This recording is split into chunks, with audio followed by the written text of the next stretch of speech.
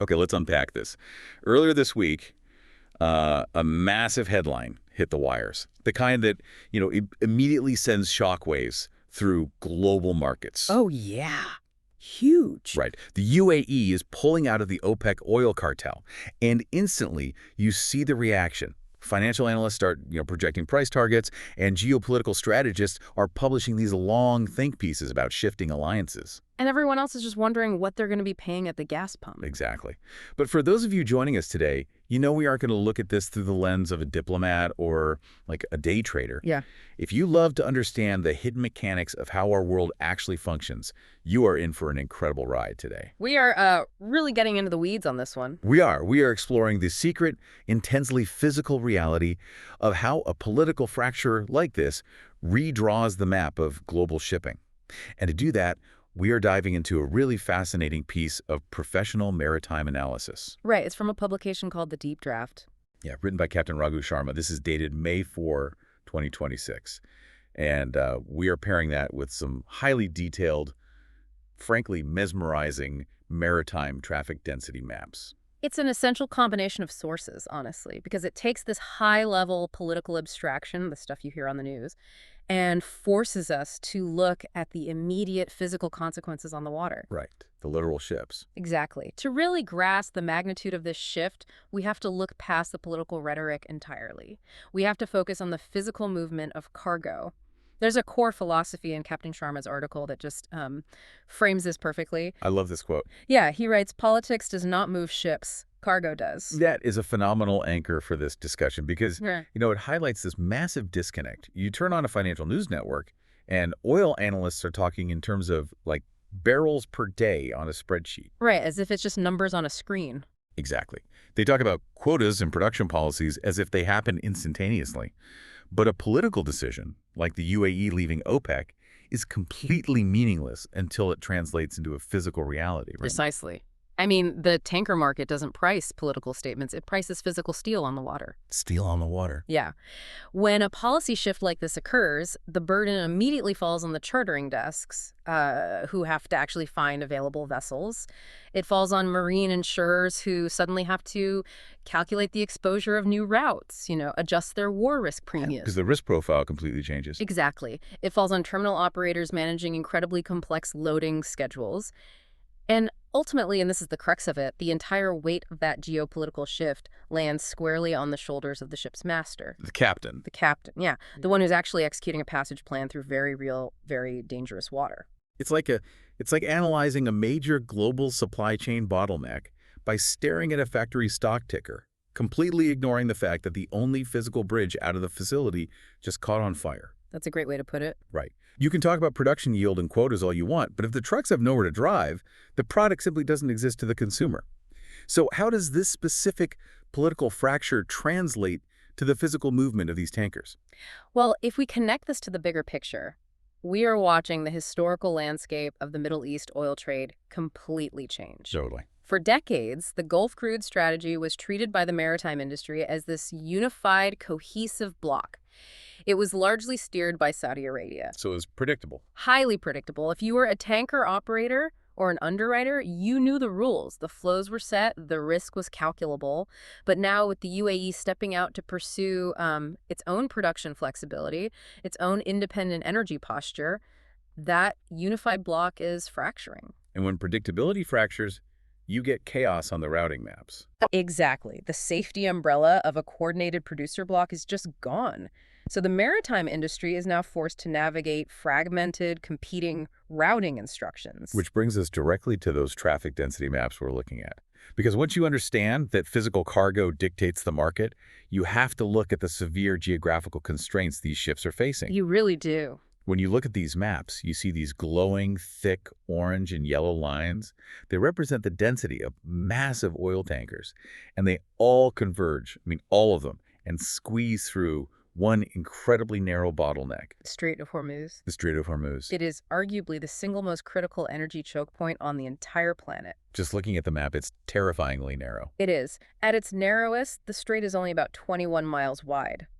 But the actual shipping lanes that deep draft tankers can use, They're only 2 miles wide in either direction. Wow, 2 miles. 2 miles! What's crucial to understand about the UAE in this new fragmented reality is its unique split geography. The UAE is not just a uniform coast. Right, from a maritime perspective, there's an inside the Gulf and an outside the Gulf. Correct. Inside the Persian Gulf, you have the UAE's major offshore processing terminals, specifically Das Island, Zirku Island, and the onshore Jebel Dana terminal. Okay. Now, if a vessel loads crude oil at any of those locations, it has absolutely no choice. It must transit the Strait of Hormuz to reach the open ocean and deliver that cargo to buyers in Asia or Europe. It's trapped behind the choke point. Exactly.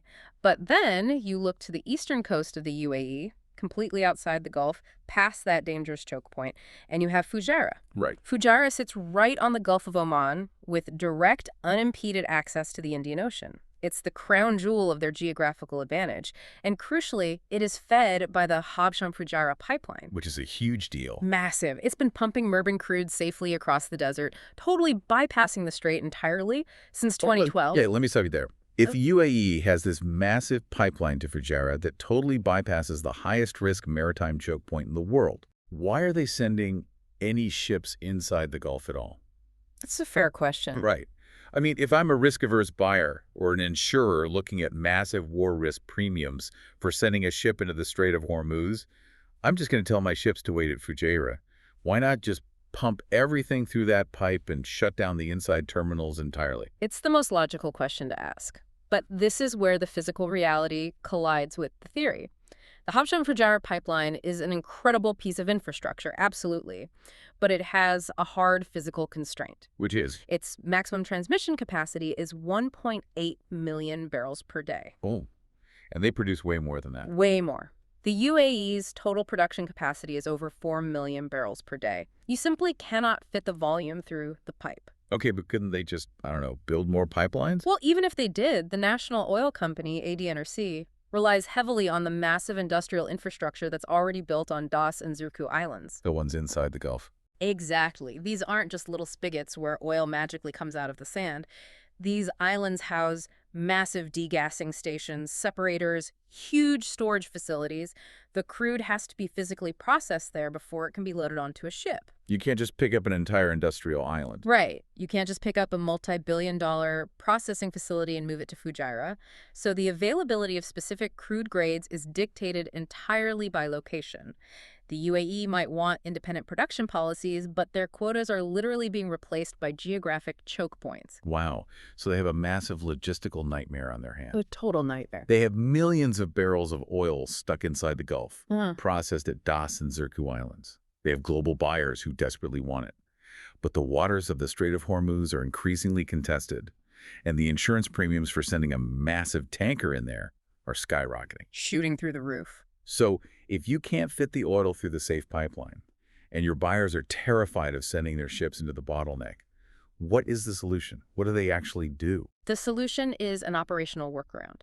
It's known as a ship-to-ship transfer, or STS. Okay. ADNOC is now offering its clients an alternative. They will load the crude onto their own tanker at Das Island, inside the Gulf. Okay, so their own ship takes the risk. Right. They sail that single ship out through the Strait of Hormuz and then rendezvous with the client's tanker entirely outside the Gulf, usually off the coast of Fujairah or further south near Sohar in Oman. Got it. And then they transfer millions of barrels of oil from one ship to the other, right there on the open water. Here's where it gets really interesting, because you are taking a massive geopolitical problem, and you are attempting to solve it with pure, raw seamanship. Yes, absolutely. You're basically asking these massive floating skyscrapers to execute a delicate mid-air refueling maneuver on the open ocean, subject to the swells, the wind, everything, instead of just pulling into a standard gas station. That analogy captures the tension perfectly. I mean, we are talking about very large crude carriers, VLCCs. These things are monsters. They are over 1,000 feet long. They can carry upwards of 2 million barrels of oil.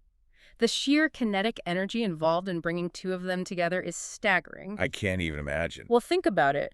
When a ship is loading at a terminal inside the Gulf, like Jebel Dana, it is tied up securely to concrete and steel dolphins. It's stable.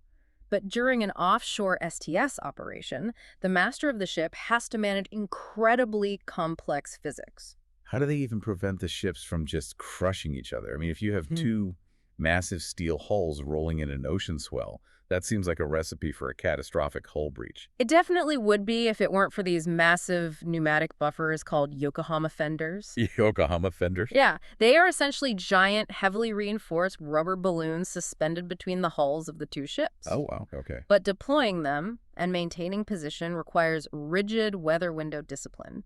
You can only attempt this when the sea state is perfectly cooperative. So if a storm rolls in, you're out of luck.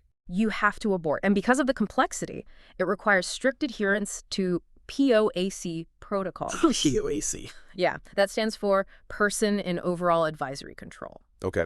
This is a highly specialized master mariner who boards specifically to dictate the maneuvers, to ensure the physics of the transfer don't result in a total disaster. The pressure on the bridge team must be absolute torture.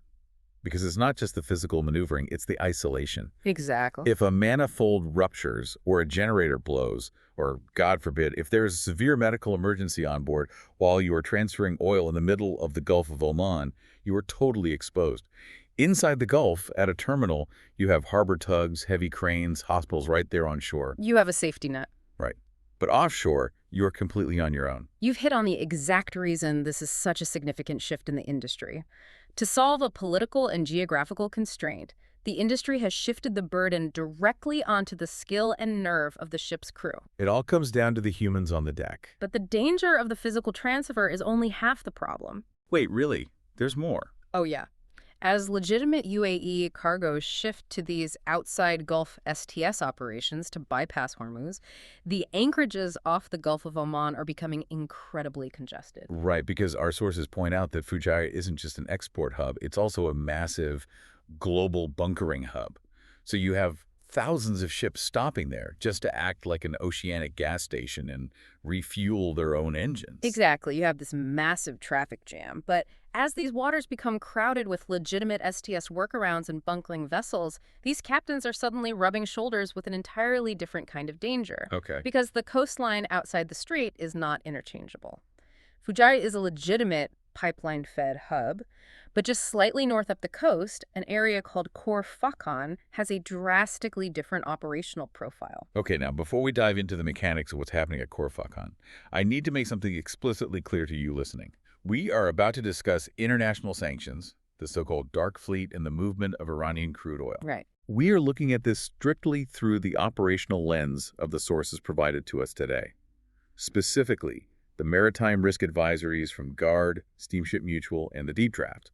We're not endorsing any political viewpoints, state policies, or stances on these international sanctions regimes. We're just looking at the facts on the water. Exactly. Our sole mission today is to impartially report on the physical, on-the-water reality these sources describe, and the immense legal and operational challenges placed on the ship captains navigating these waters. That distinction is really vital, because from a purely operational standpoint, the risk advisories we are analyzing state that the Khor Fakkan area has historically been utilized by what the industry calls a dark fleet. A dark fleet.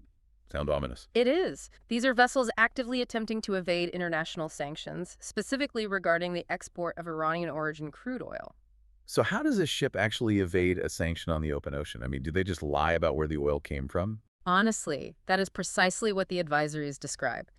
A dark fleet vessel will attempt to export sanctioned oil by conducting an STS transfer in these very waters, and they facilitate this using deeply falsified documentation. Wow. For instance, they will routinely misdescribe the cargo on the bill of lading as being of Iraqi origin when it is not. That is wild. The sources also mentioned a third location nearby, Kalba. What's happening there? So Kalba sits geographically outside the strait as well, but open source reporting indicates it has a different primary function. It is utilized heavily for emergency lighterage. Lighterage. Yeah, that means when a ship is in distress, say it has suffered structural damage or caught fire, another vessel comes alongside to urgently pump off the cargo to prevent an environmental disaster. Like a rescue operation for the oil. Exactly. The salvage of the MT New Diamond in 2020 is a prime example of this. Kalba is not a permanent pipeline-fed commercial hub like Fujairah, but the overarching issue here is space. Because it's getting crowded. Extremely crowded. Because of the new UAE workarounds we talked about, legitimate vessels are now dropping anchor to conduct STS transfers in the exact same crowded waters where this dark fleet operates off Hormuz and Fujairah. I want to push back on this a little bit because it seems like a massive systemic failure of international maritime law. You're taking geopolitical enforcement, which is, usually handled by navies or coast guards or state customs agencies, Right. and you are dumping it directly into the lap of a merchant mariner. If I'm a ship captain, how do I actually know the cargo on the ship pulling up next to me in the middle of the night is fake? What's fascinating and frankly terrifying for the crew is that you are entirely correct. The burden of counterparty due diligence has been pushed entirely onto the master of the vessel. That's insane. The bridge team is now required to rigorously verify the identity of any approaching lightering vessel before they even think about hooking up the hoses. So the captain isn't just a weather expert and a navigator anymore. They have to be a forensic detective. Essentially, yes. How do they even do that? Do they have, an investigative team on board? No, it's just them. It requires deep administrative forensics while simultaneously commanding a massive ship. They have to analyze the approaching vessel's AIS. That's the automatic identification system, right? The transponder? Correct. It broadcasts a ship's position. But they can't just see where the ship is right now. They have to look at its historical track. Oh, to see where it's been. Yes, and they have to look for gaps in the transmission. Times when the ship deliberately went dark to sneak into a sanctioned port to load cargo secretly. Oh, wow. They also have to verify complex corporate ownership structures, which are, often deliberately obscured behind layers of shell companies. Just shell company after shell company. Exactly. And on top of all that, they have to scrutinize the physical cargo documentation to see if the stamps or port origins look forged. Because if they mess up, I imagine it's not just a slap on the wrist. No, not at all. Sanctions exposure is no longer just an abstract legal problem debated by lawyers in London or New York. It is a literal operational deck problem. It's life or death for their career. Exactly. If a legitimate vessel accidentally hooks up to a dark fleet ship and takes on tainted, sanctioned cargo, the consequences are immediate and devastating. Like what? What happens? That vessel, its owners, its insurers, and its crew can be blacklisted globally. The cargo can be seized. The economic and professional fallout is absolute. So what does this all mean? We started this deep dive with a high-level geopolitical headline: the UAE leaving the OPEC oil cartel. A headline that sounds like it belongs, in a boardroom. Far away from the ocean. Right. But as we've peeled back the layers, we've seen how that single policy shift cascades down into physical reality. The predictable unified routing block shatters. The hard geography of the UAE forces them to rely on the dangerous Strait of Hormuz for processing, even though they possess a bypass pipeline. Because of that hard limit on capacity. Exactly. And to mitigate the danger of the strait, they resort to highly complex ship-to-ship transfers in the open ocean. And because they are doing that, they push their legitimate fleet into the exact same crowded anchorages utilized by a dark fleet running from sanctions. It's a domino effect. It really is. The next time you see a massive headline about oil, don't just think about the abstract markets. Picture the actual ship captain. Picture them standing on the bridge of a massive tanker, staring at a radar screen in a congested, pitch-black anchorage off the coast of Oman. They are balancing the sheer physical physics of thousands of tons of steel rolling in the ocean, checking tight weather limits, and frantically trying to verify the digital AI's history of a ship pulling alongside them, just praying the paperwork isn't forged. It's an incredibly precarious situation, and it raises a vital question that I want you to carry with you long after we wrap up today. We know from the source material that the operating envelope on that ship's bridge is already compounded by digital communication overload. They are tracking a million things at once. Right. But more alarmingly, the sources highlight severe electronic navigation risks in this specific region, namely GNSS interference and GPS spoofing. Wait, spoofing? As in, the navigation instruments are actively lying to the captain. Exactly. We are seeing incidents where a ship's global navigation satellite system is jammed or worse, deliberately fed false coordinates. That is terrifying. The screens on the bridge might suddenly show the vessel is 50 miles inland or traveling at impossible speeds. Yeah. The captain has to abandon digital aids entirely and revert to pure radar and visual reckoning just to know where they are. Like it's the 1900s again. Exactly. So as this maritime traffic fragments further and the political pressure mounts, what happens to the global economy when a single, exhausted ship's master dealing with a spoofed GPS signal, a tight weather window, and a crowded anchorage makes a wrong call during an offshore transfer? I'm not just talking about a physical collision, which is catastrophic enough, but what happens when the digital fog is so thick that they accidentally integrate millions of barrels of heavily sanctioned oil straight into the legal global supply chain? The digital X-ray is broken, the waters are murky, and the entire responsibility for global energy security is sitting squarely on the shoulders of the person watching that radar screen.